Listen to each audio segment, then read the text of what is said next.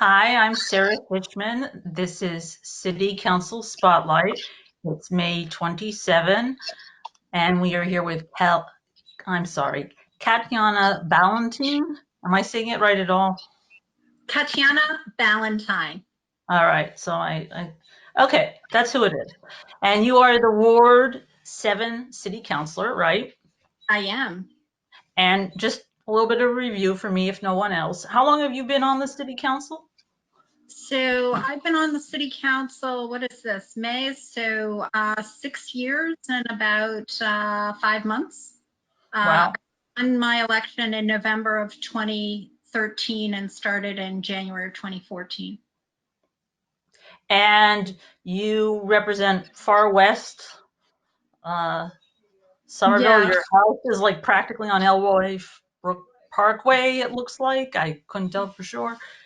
And Um, do you, go on. Sorry. Sorry. Yeah, so Ward 7 starts in what is considered sort of the greater Davis Square. So if you can imagine from about Dave's Pasta, Hodgkins Park actually is the bound Mhm. Street. Hodgkins Park on that side, and the Davis Square Tea Stop behind there. If you go on the community path towards Alewife, the community path starts Ward 7 for all intents and purposes from that point all the way to Alewife. So we follow the boundary of Cambridge from about the Davis Square Tea Stop all the way to Arlington along the Alewife Brook into the Mystic, all the way to the Whole Foods that is whose Do you have address to wait? is Bedford, but Right. is part of that parking lot Right.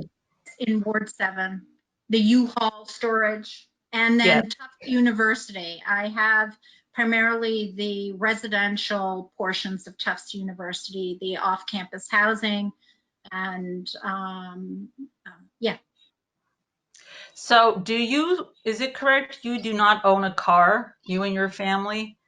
Yeah, so we've intentionally, yes, for probably, let's see, I think we're going on to almost a dozen years. We're a car-free family. We have about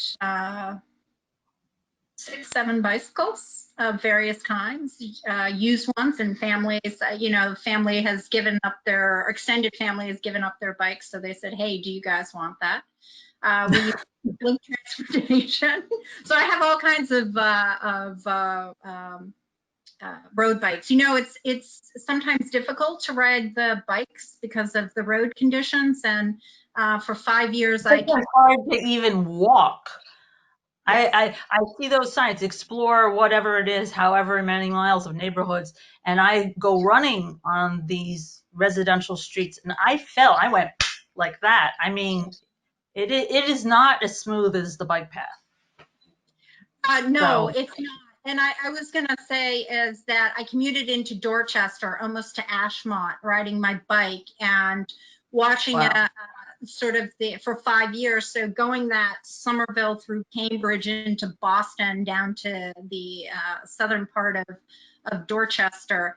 Um, uh, all the communities have, bumpy roads. So having an older bike that I didn't have to worry about so much. Steel frames, I found has been helpful for me.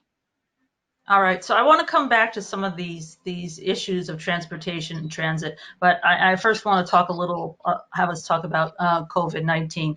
So where we are at as of yesterday morning, according to the city, is 864 people have tested positive, 628 have recovered, and 25 have been confirmed fatalities. Has the virus affected you or your family in any way directly? So yeah, sort of our work of um, my everyday existence. We moved my 90-year-old dad in with us 9 months ago. So we are an intergenerational household. I am hyper vigilant of when I'm out of the house and concerns what effects are going to have on him. So just in terms of uh, where we go or why I have to go out and being in the house and making sure that everything is wiped down and that he's not affected in any way. So personally, that's been a challenge. My mother-in-law passed away, a good childhood friend passed away. My mother-in-law, we can't say at I'm this. sorry, due to the virus, from the virus, from So I can't disease? necessarily say that my mother-in-law, we don't have that information, but a family friend out in Western Massachusetts, childhood family friend, that was definitely because of the virus. So I will say sort of the mental health piece, I would say I was sad for a few weeks, not being able to uh, really sort of mourn, I guess you could say, in a traditional sense. Um, it sounds like I have some construction out in the street there. So if it bothers you, I will try to close the window, but it's not easily done. So let me know. Yes, I know. I had one friend from my synagogue, and she, I think, was one of the first to die from Somerville. Very wonderful lady. So how do these decisions get made? How does the city decide when to do what, when to close what? Is it the mayor taking the lead? Is he consulting with you guys on the council?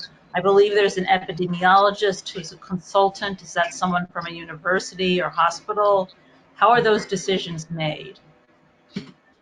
So thanks for the question. I would say right now, the executive for the city is the mayor, and these are executive functions. And Mhm. so he has uh, demonstrated that in terms of his reallocations of the budget,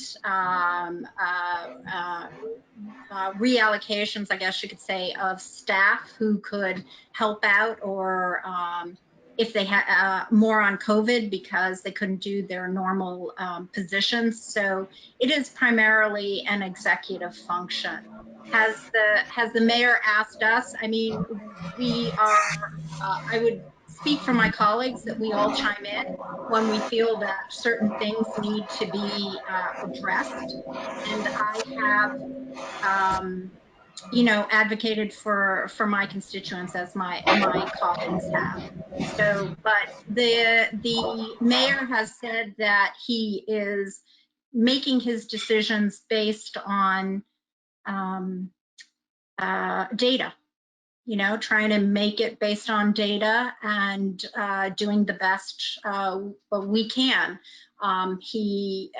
Yeah, and he's worked with a number of yes, epidemiologists. They keep us updated in the public health, public safety, but this has been primarily the mayor's use of using the executive branch of government in managing the day-to-day operations.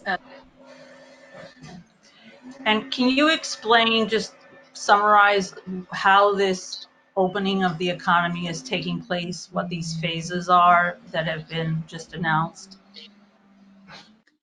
Uh, so well, the mayor has said to us that he is phasing things in. It's day to day, and I have to say, honestly, as one day we can get some information, and the next day it changes, and it changes in terms of how they've gotten the information. So. Construction has been able, this is at a very high level, construction has been able to start, for example, the high school. They are working, there's probably about 200 workmen, 250 workmen on site, but in a given. Pardon me, but do you think that project will finish on time? Do you have any sense of that? Well, our representative from the city council on that, on the high school building committee is Councilor at Large Mary Jo Rossetti. When I spoke with her this morning, she said that there are going to be some delays. There are still within budget, whether it is the late fall or the early winter, they don't know right now. There was a contingency factor when the city council or then the Board of Aldermen voted on the budget, and they're still within that contingency factor. So is there, I don't know how this has been done. It sounds like funds have been shifted from some previously allocated areas to other areas. Is that what's happened? Or has there been actually more money in total spent? Or how have resources been gathered to Okay. deal So with things? that's a really good question, and thanks for asking that. So what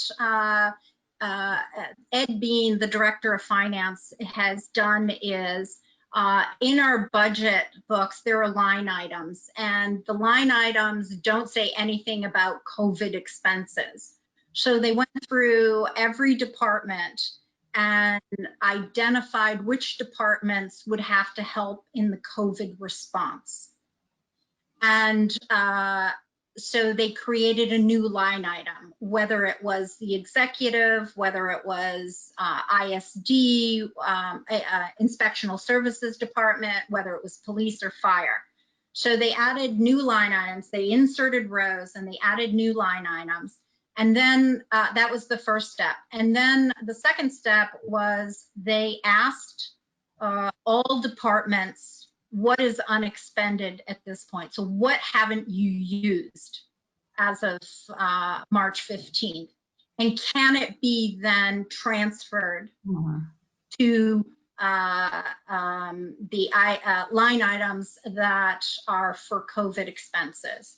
So with about almost 800,000. The number is like $788,700. That's rounded up. That they could shift around in the budget, and they moved it to the various line items that would be departments that would be working on COVID. And how long is that predicted to last us, or is that just for through the end of the year, the budget year? Is it? So, so we're talking about, they're working with the budget year through June 30th. So about almost 800,000. And then they have spent in those items, they have gone into deficit. So that means they've spent more than what they have, and they've spent more by about $857,000. Wow.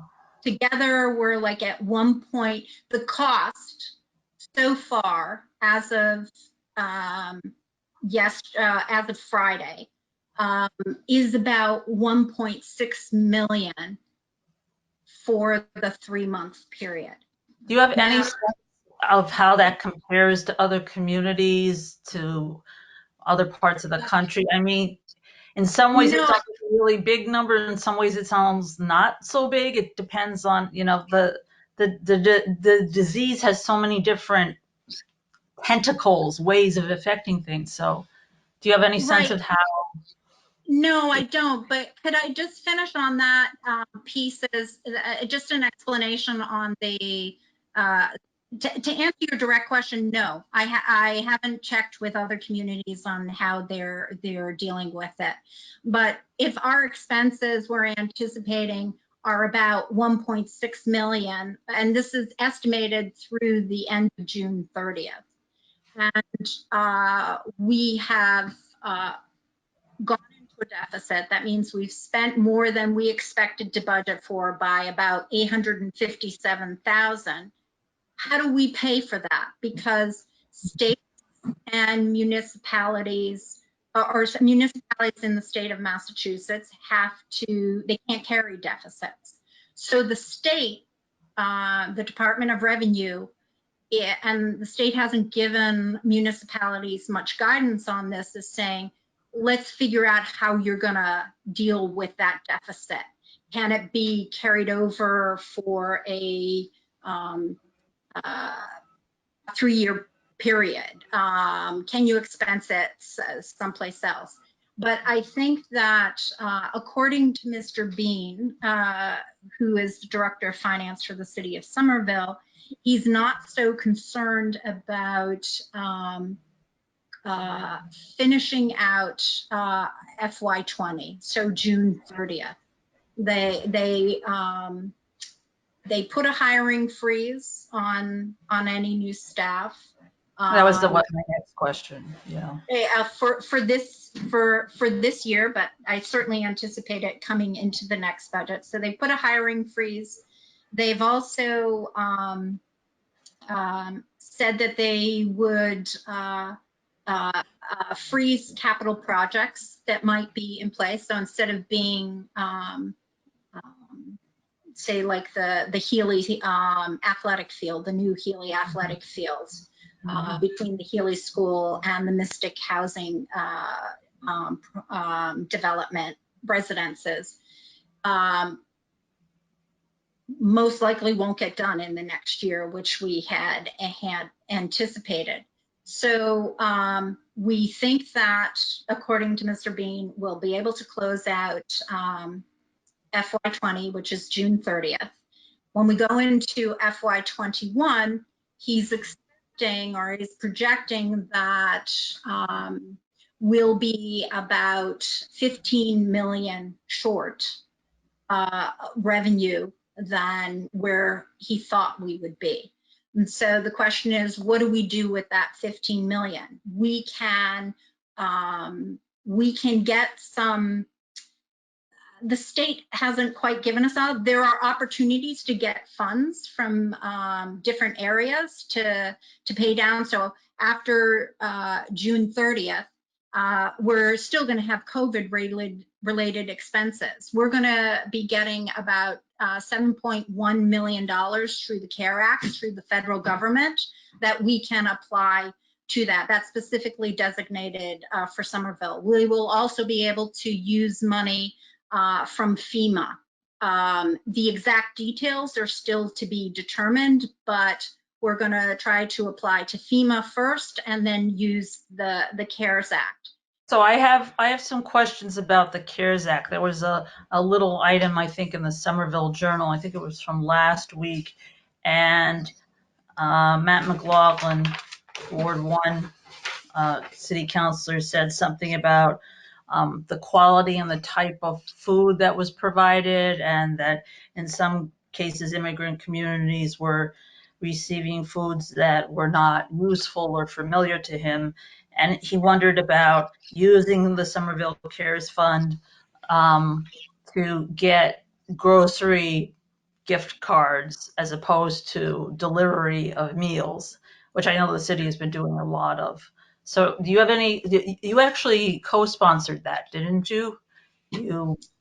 Or on which? The suggestion of using CARES Fund assistance for expanded either meal distribution or gift card. I mean, if we can do that, absolutely. It's interesting. So I am an immigrant, and the first thing that I learned, certainly coming to the United States at about 4, was how uncomfortable other people were, Americans, were coming to my house because our food was different. And I'm very sensitive to that particular piece. So I know that that's been the first question that I've asked. I've done a lot of grocery food packing, organizing Board 7 to help about 25, 30 families that I felt were sort of falling through the cracks. And the first question that I always ask is, you know, what foods do you want? Give me the basics. And also through the Greek Orthodox Church in Somerville has also donated foods to those 25, 30 people who are also falling through the cracks. And their first question is Greek, and I happen to be Greek. as they say, we know that not everybody likes our food. So we ask them first, that's the first question you ask is, what are the basics? Do you want onions? Do you want potatoes? And so forth. So I feel actually that the community has been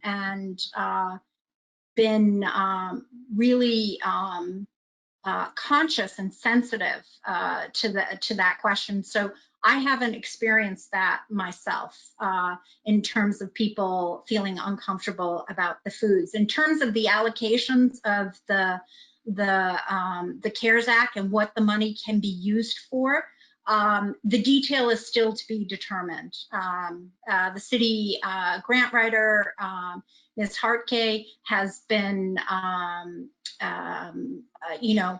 being up to sitting in on every conference call and educational to figure out what monies can be used, but the details haven't. But the number one thing is make people feel comfortable during a time that's really stressful, and every little detail helps. So what is the city not doing or is about to do, needs to do to further make things work as well as possible at this time? For instance, maybe you can describe the shared streets pilot and what that is. So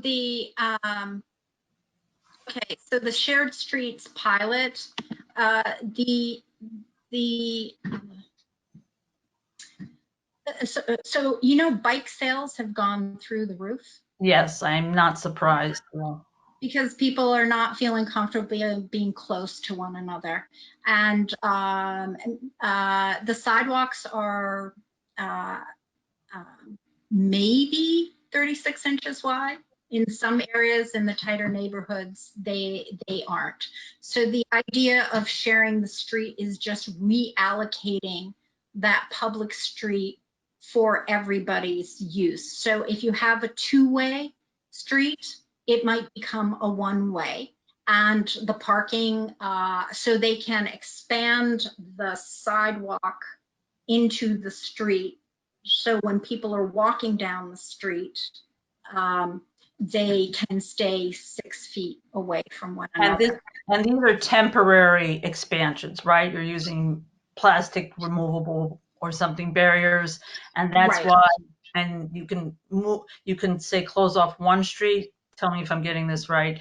And then, like a week or two later, go to another street, and that way you're sort of sharing the burden or the pleasure of having that different configuration. Is that right?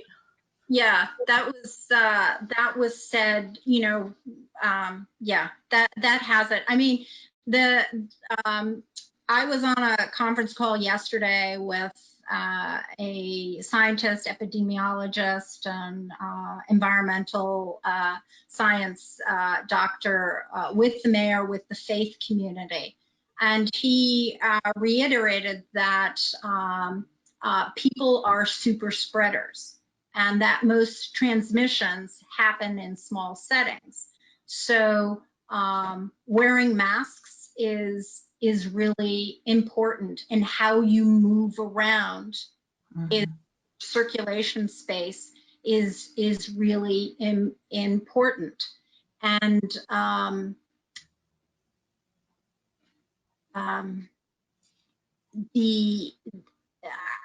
when constituents ask me about things like this, I say to them, I said, Somerville is the most densely populated city in New England. It's third in the country. We have to figure out what's best for Somerville. And what we do is not necessarily going to be the same thing that Medford does. So social distancing is still really important. Wearing masks is really important. And we have to give the people of Somerville, 81,000 people in 4 square miles, other ways, safe ways to move around the city. And this is one application. They're rolling it out. They're not doing it on major streets. They're doing it on side streets that are next to the major streets. so residents get used to walking in different ways, in different routes around the city, so they can be safe. I will say that one of the biggest things that I've noticed is that, certainly around my area, is that there's a lot of older people, maybe 60 and up, that are walking every single day. And I will say they walk in the street and they walk into the traffic. I mean, that's how I learned. You know, if you walk in the street, you have to walk on the left side into the traffic so you can see the cars coming.